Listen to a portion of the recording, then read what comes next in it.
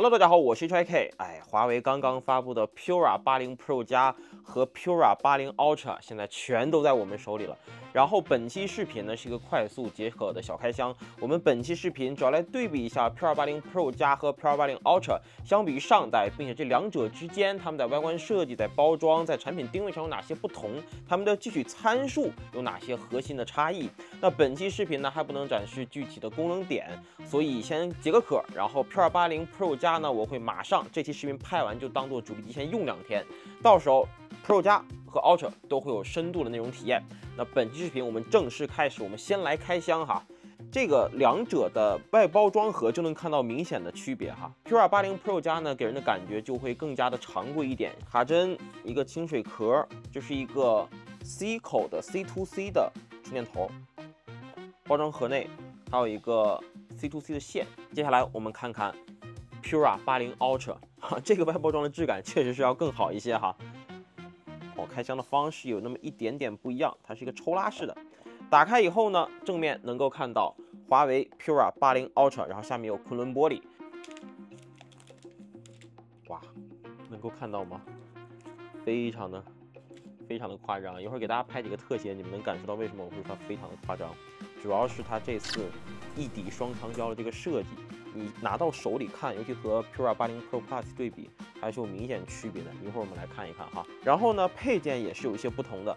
首先，首先手机壳明显是比 Pro 加的要看起来更加高级，有纹理，而且本身的质感也要更好，手感上也是这样的。那除此之外，其他的配件好像差异不大。我们接下来把这个目光聚焦在手机本体上，我们把手机壳摘下来。这手机壳挺好摘的。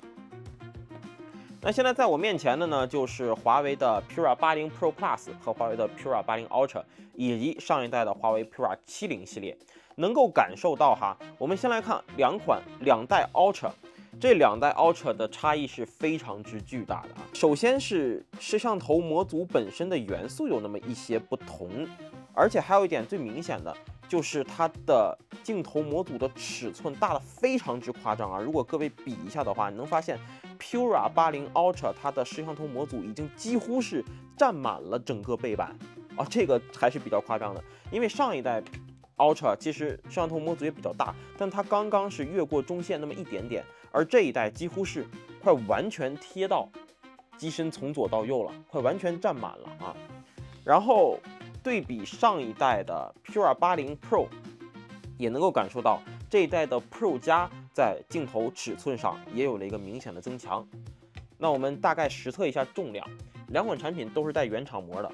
Pura 80 Pro 加实测下来的重量是221.8克 ，Pura 80 Ultra 实测下来的重量是235.8克。Pura 70 Ultra 的重量是228.3克，所以仅从手感上来讲呢，可能是上一代 Pura 70 Ultra 会更好。华为这次在正面还是选择了一个4微曲的一个设计，我个人也是非常喜欢这个设计的，因为4微曲它在手感上，尤其是左右滑动的时候，手感的确会更好。